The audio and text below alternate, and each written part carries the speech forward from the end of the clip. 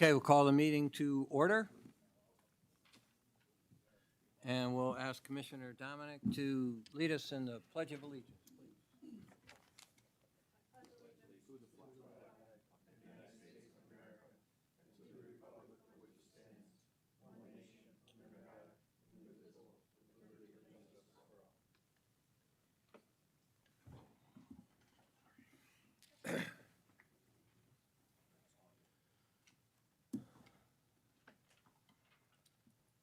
Looks like everybody's here. Okay. Welcome to the October meeting of the Lackawanna County Prison Board. I trust everybody's had an opportunity. Can you hear this? Okay. Had an opportunity to review the minutes, which were circulated in advance of today's meeting. And if so, I'll entertain a motion to approve the minutes as prepared from the September 20. I have a motion. Do I have a second? Second. On the question? All in favor? Aye. Any opposed? Ayes have it. The minutes are approved.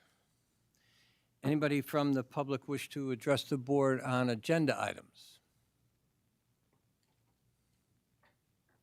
Okay, I see no one, so we'll move on to the motions that are on the agenda. The first motion to approve all the current payables for the prison and the Community Corrections Center. Again, they were circulated prior to today's meeting, and I trust everybody's had an opportunity to review them. If so, I'll entertain a motion to approve all the current payables. I have a second on the question? All in favor? Aye. Any opposed? The ayes have it. The current payables are approved. Controller DeBillio. Yes. Your report, please. Yes, Judge.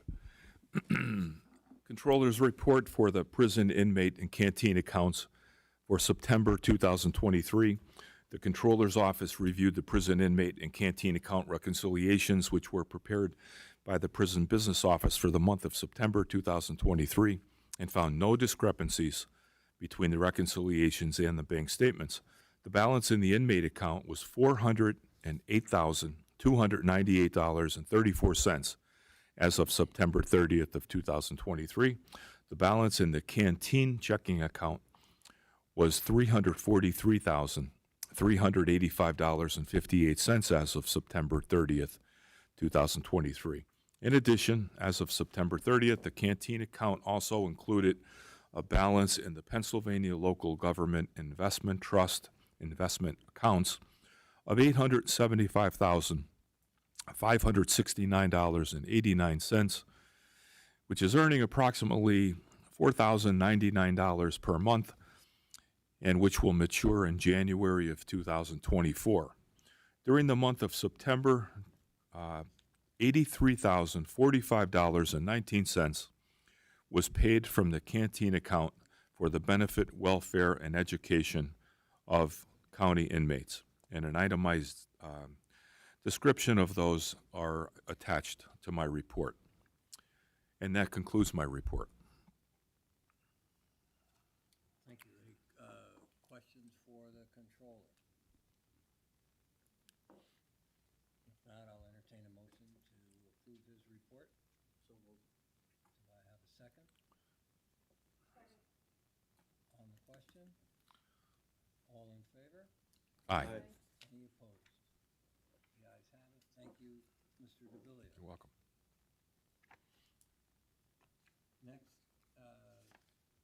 will be the Community Corrections Center. Mr. McConaughey is away this month, but we're going to hear from Deputy Warden Colleen Orzel. Good afternoon. All right, so I have the report for September for house arrest. Program totals for adult house arrest was 194 participants. For juvenile house arrest, participants were 26. Program revenues for the month of September for adult is $62,671.96, and for juvenile is $4,680. With year-to-date total of $551,000. Well, $551,088.93. Program expenses were $62,255.77. There were 38 program completions, 13 program violations, and there were 4 outstanding warrants for house arrest. Overall, the overtime was at 87%, expenses were 76%, and revenue was 82%. And that's the end of the report.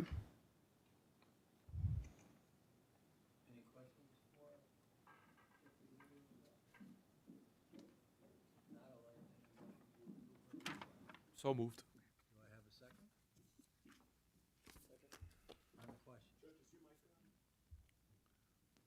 Yeah.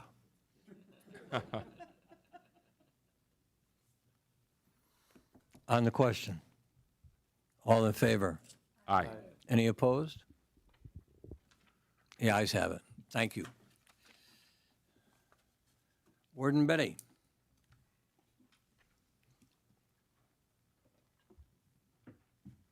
Good afternoon, members of the board. The average daily population for September was 759 inmates, 578 were county inmates, and we averaged 644 adult males, 4 juvenile males, and 110 adult females.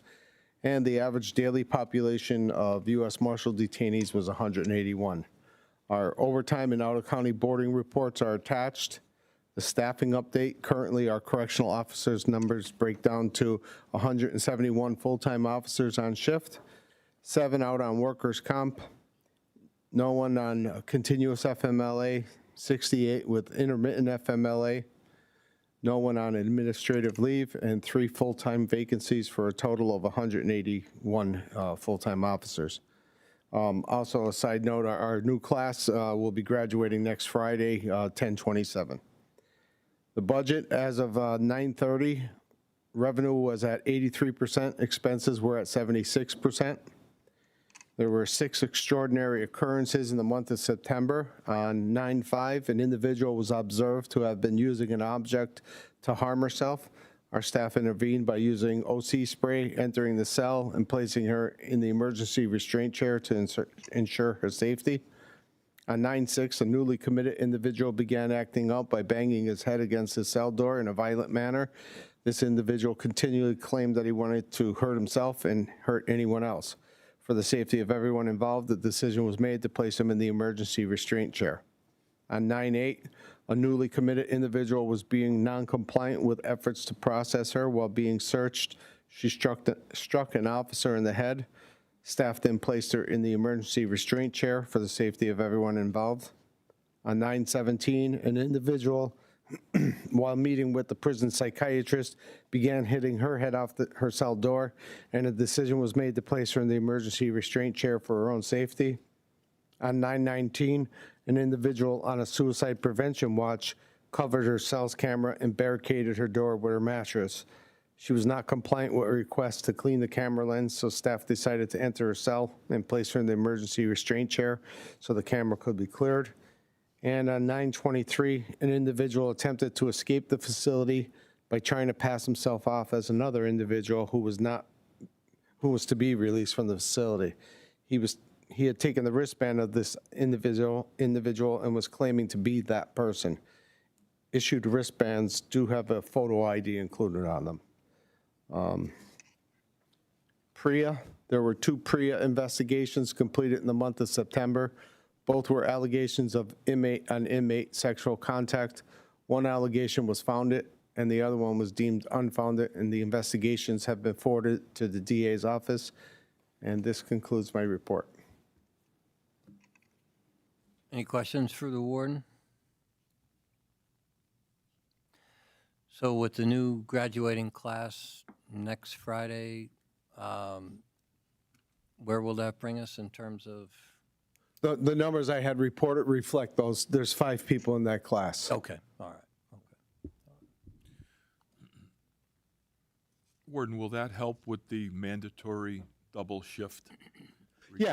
Yeah, because once they're on shift, they're filling slots that right now are vacant. They're in class, but once they're out of class, they'll be working on the floor itself.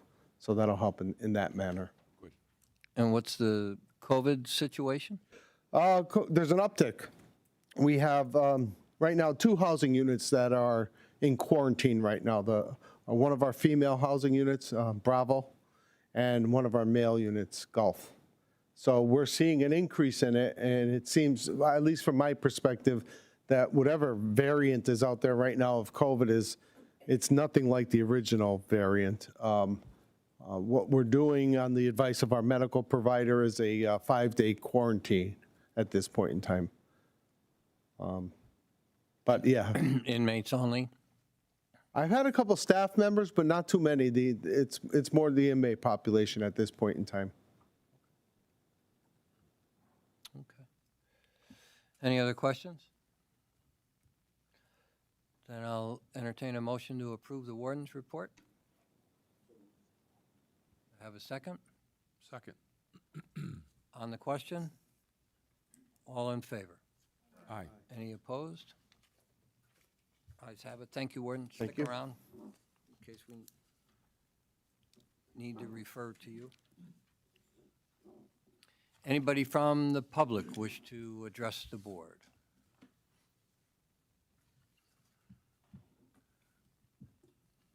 Do you want to go first, Bev, or do you want to let Frank?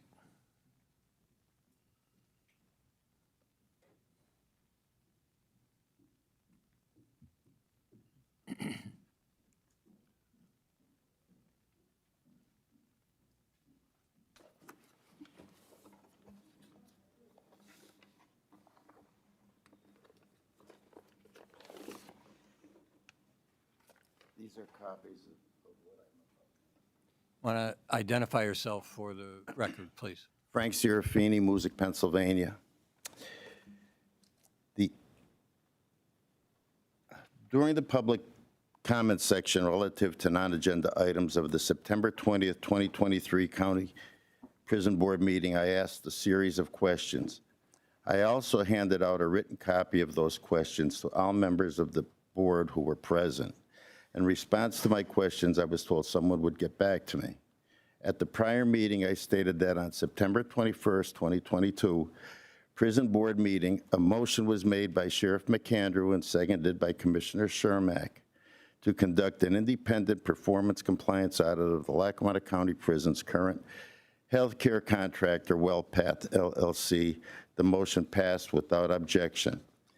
My questions are, was the audit conducted? And if the audit is not yet complete, are there any plans to conduct one in the future? And I would like to refer to the questions that were asked at the last meeting. In the contract between Lackawanna County and WellPath, paragraph 8-1, on page 11 of 16, it requires that WellPath provide a monthly reconciliation to the county.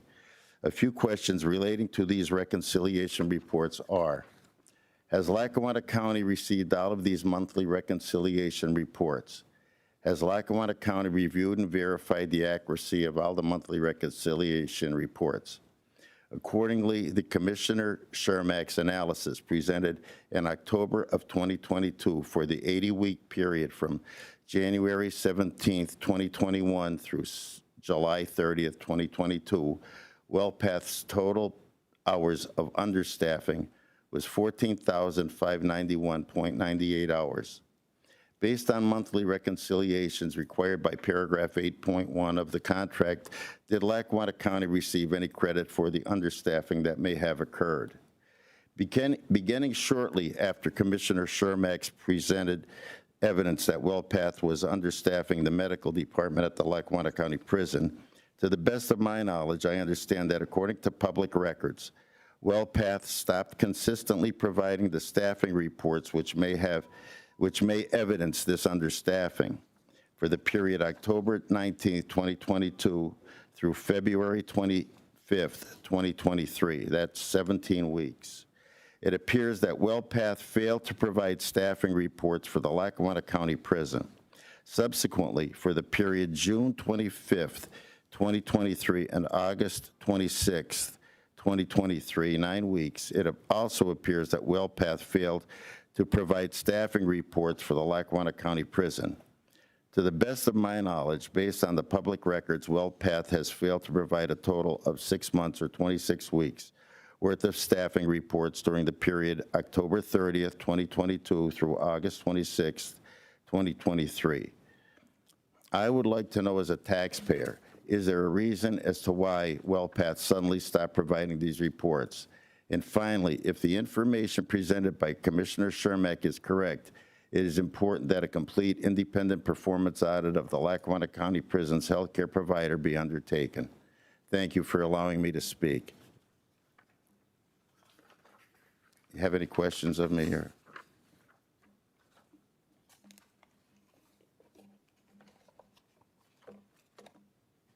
Anybody have any questions of Mr. Serafini?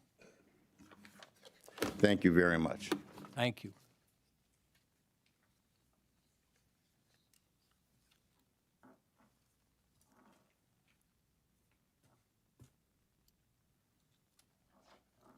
Good afternoon.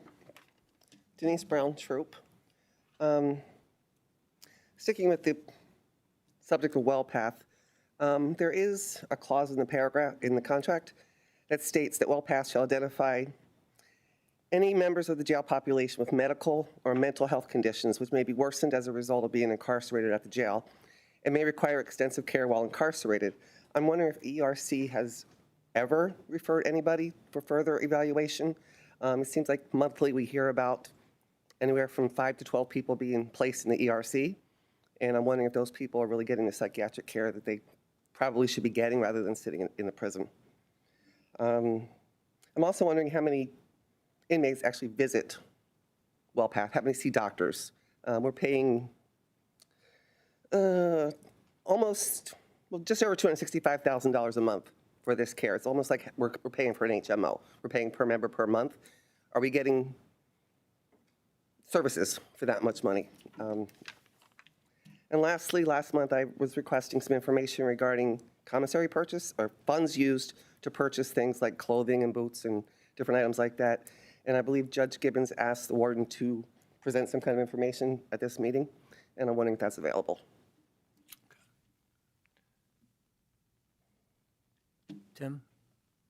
I believe that what I did was, didn't I forward that to the prison board members a few days after the last prison board meeting? What was the items that were allowed to be purchased through commissary? Well, I know that Mr. DeBilio talked about it.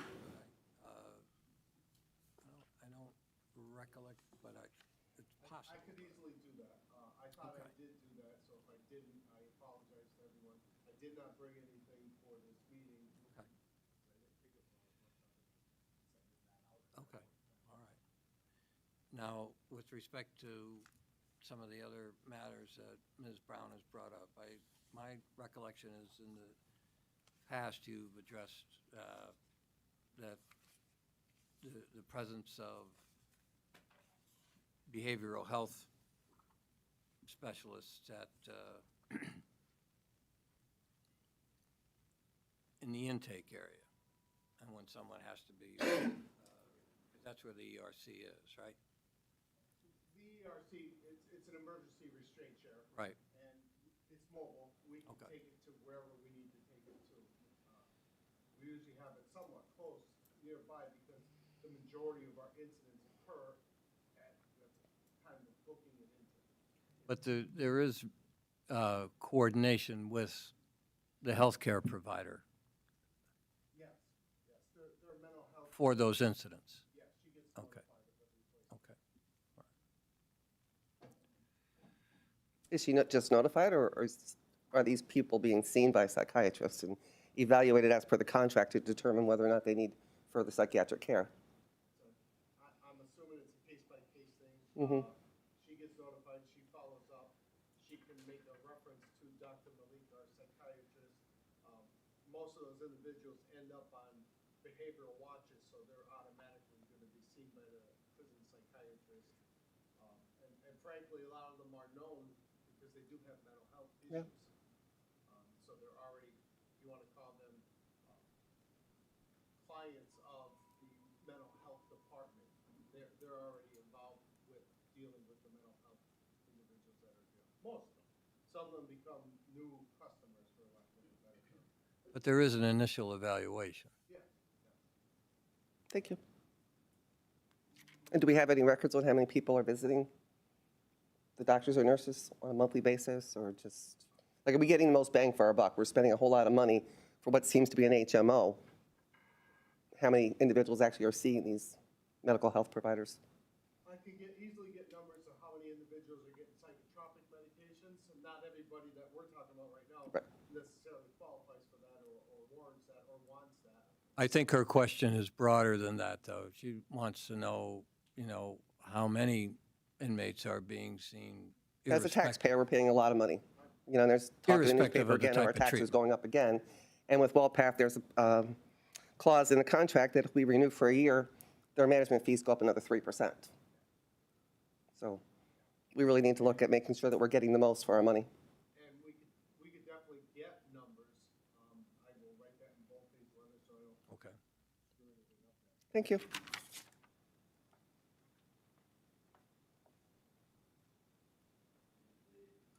Anyone else? Bev? Bev DeBarros, Scranton. Last January of this year, Judge Gibbons ordered that we provide a program for registering voters according to the law. That has been and is being fulfilled. But I want to say something about 5 years ago on January of 2018 on the same topic. It was at Martin Luther King Jr. Observance at Bethel AME Church.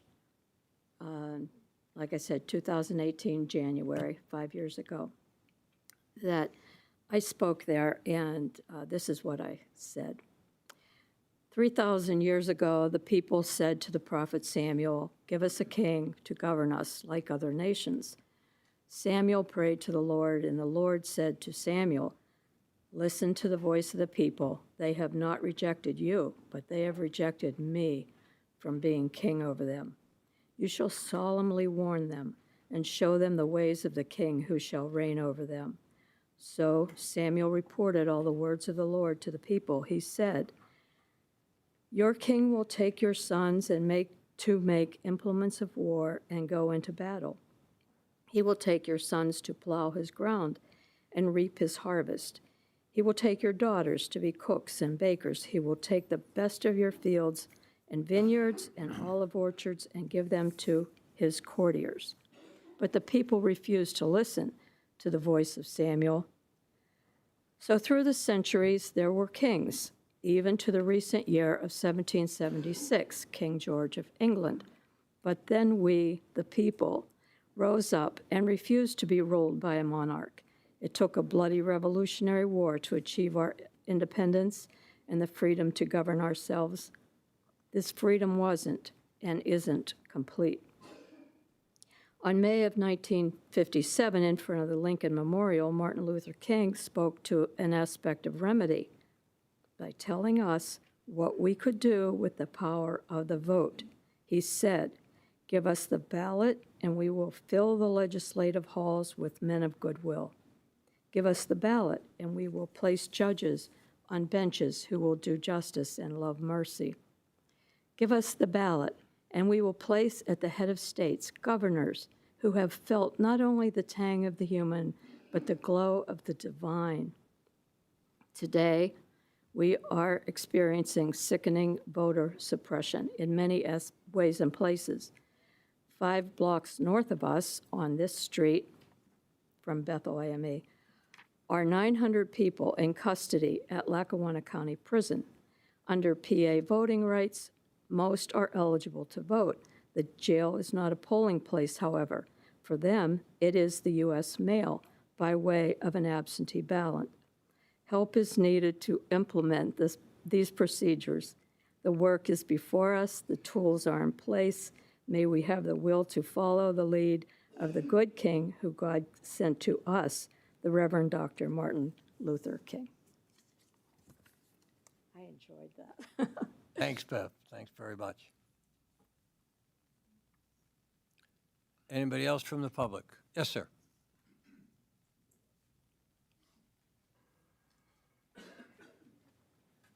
Good afternoon, everyone. Can you give us your name, please? My name is Rick Cephas. I am the president of the NAACP Lackawanna County branch, fairly new. This is our first official prison board meeting. Not only am I the president, but I am the criminal justice chairperson for the branch. Just to give you a little background as it pertains to the prison board, NAACP Criminal Justice Committee works to reform criminal justice policy and advance public safety as a civil right. And the committee's work include eliminating harsh and unfair sentencing practices, restoring and ensuring voting rights, removing barriers to employment from formerly incarcerated people, decreasing the violence, advancing voter and employment rights for the formerly incarcerated, downscaling prisons while shifting dollars and resources from prisons back to the schools, treating the proper treating of addiction and mental health issues, judicial discretion in sentencing, ending racial disparities at all levels of the system, and drafting new ordinances or policies that stop the, oh, never mind, that doesn't apply. And elevating the work of community members and fighting for creating a crisis team that would be separate from the police. What I'm up here asking is the NAACP also has prison chapters. And the NAACP has 42 prison branches in 16 states, and they have 9 prison chapters. A prison jail support committee would encourage employers to interview inmates while they're still incarcerated. Race and Justice, which provides policy and recommendations to the prison board to eliminate race-based discrimination in policing, courts, and incarceration. And there would be a criminal justice policy demand that calls for the criminal justice reform that ensures protection of Black lives and expansion or the creation of a possible home confinement program that would reduce the sentence of nonviolent offenders. That is just a little bit an overview of what we would like to see happen in Lackawanna County. I know when we talk about the NAACP, I know we talk a lot about the colored people, people of color, as that being a focus, but it takes all of us to make this county the way it's supposed to be. If you haven't been paying attention down in Old Forge, it just lets you know that racism and discrimination is still a thing here. So we don't ever want to get complacent thinking that it doesn't exist here in Lackawanna County. Don't ever think that it doesn't exist somewhere within your prison walls, whether it be the inmates or your staff. Don't think that they're, simply because we don't have an overwhelming amount of complaints regarding that, doesn't mean it's not happening. People just aren't speaking up. The NAACP is intended to be that voice, an advocate for those who feel that their voice isn't being heard. And within the prison, there are inmates in there that feel that their voices are not being heard and are not being taken seriously. And I think that a prison chapter within Lackawanna County Prison would give a platform to those inmates that are serious about wanting to make a change within that facility to spearhead to say, we understand we may have done wrong, but we still have rights. That gives them a platform to stand on and a background all the way up to the national level that whatever is not being heard here will be heard there. That's all I have. Thank you. Thanks very much.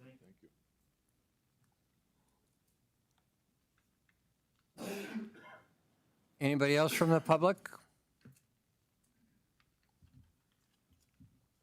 I see no hands. Any members have any other business? I do, Judge. Okay. As you know, we've been discussing the, doing audits of the county canteen account and inmate accounts. And the board voted to put out a request for qualifications. My office did that recently.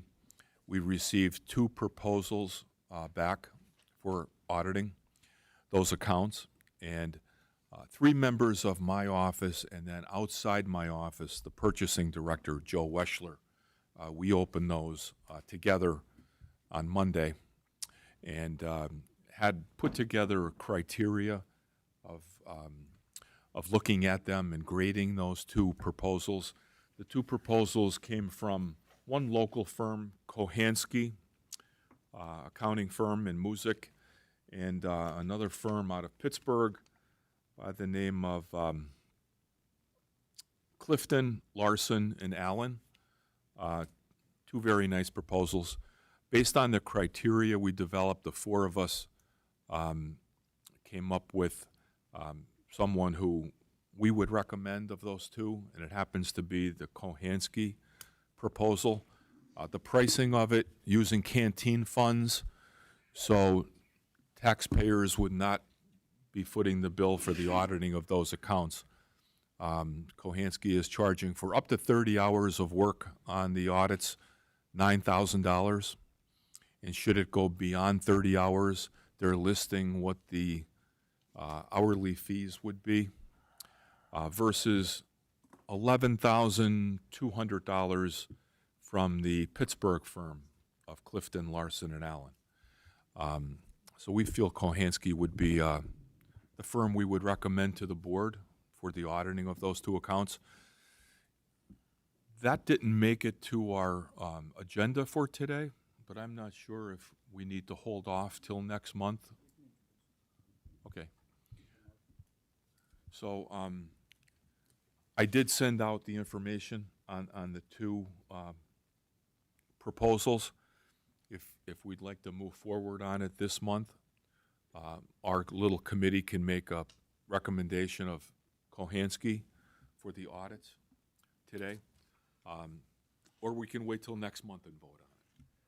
Well, David says we can entertain a motion, so if you want to make a motion based on your review by your committee, I take it from your comments that you would be making a motion based on your review by your committee to engage Kohansky for the purpose of the 2 audits. Yes, that's what our committee would do, is recommend Kohansky. So if anyone would need more time to review the proposals, that's fine. Otherwise, I make a motion that we select Kohansky accounting firm to do the audits of the canteen account and prison inmate accounts. Okay. I'll second the motion. On the question? All in favor? Aye. Any opposed? Okay, Thank you, board. Thank you, Judge. thank you. So what's the next step? Next step is we will tell the prison business office that Kohansky has been selected, and then have them provide Kohansky with any information that Kohansky needs to do the audits, and get moving forward on getting it done. Okay.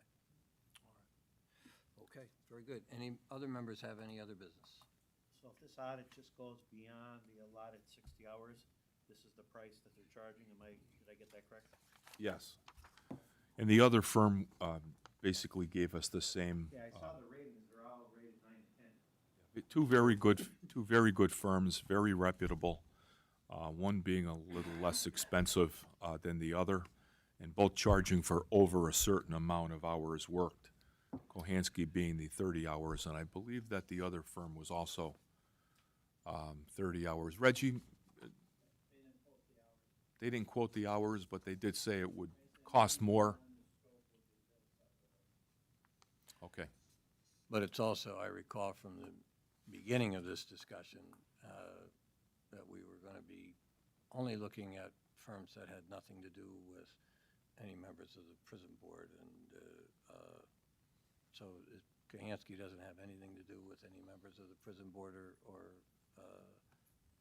the county? Not that I'm aware of. Okay. Any other questions? Any other business? Yes, Bev?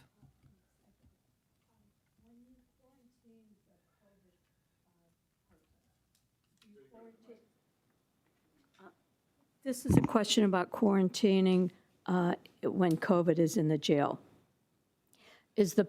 Are the people who are infected quarantined, or are the whole blocks quarantined?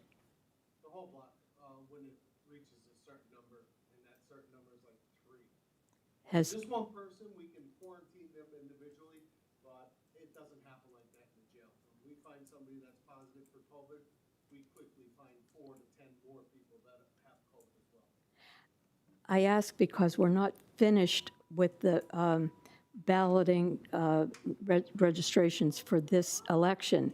And if we can't get in the block, how do we reach them? It should be lifted, the quarantine, by the end of the week, if not early next week.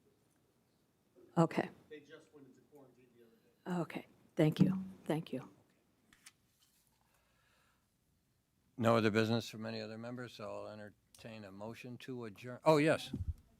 Yeah, Liz Parsons, I just wanted to clarify, is the canteen funds then for the inmate general welfare fund paying for that audit? Yes, it's the payment is coming out of those. But what Denise asked earlier if we had a list of what that account was approved to pay for. Do we have that list? There's We discussed it. a list of items. Yeah, Reggie Mariani just handed it to me. Okay. I don't have copies to distribute, but it's in our one policy, 01.16.01. And it lists, the last page is what, a couple years back, the prison board had instructed us were permissible items, and they're mostly Right. repetitive. Could we maybe read it aloud for transparency purpose? So the public has an understanding of what those funds are Oh, sure. approved to The be overall using? policy is that it's limited to, expenditures that are for the benefit of the inmates. So, Right, I guess that is sort of subject to interpretation, yeah, so I understand that. if we could maybe just have an If you understanding. want to read it, Tim, that's fine. Yeah, go ahead.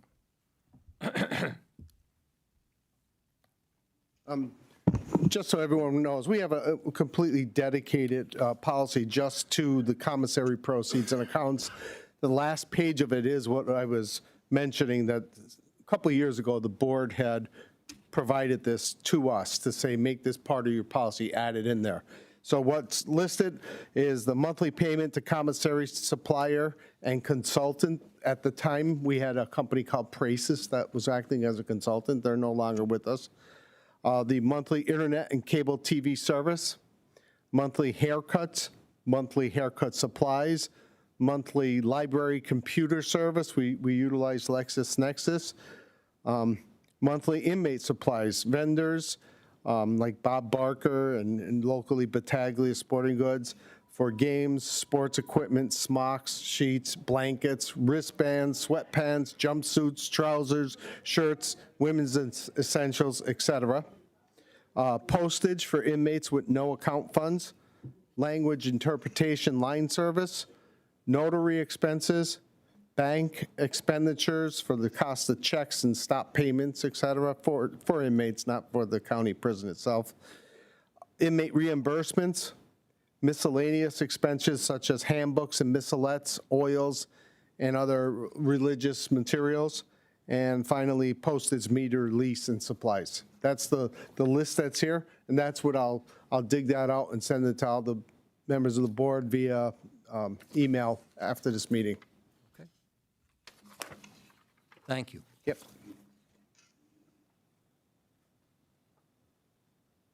Do I hear a motion to adjourn? So moved. Do I have a second? Second. All in favor? Aye. Thank you, everybody.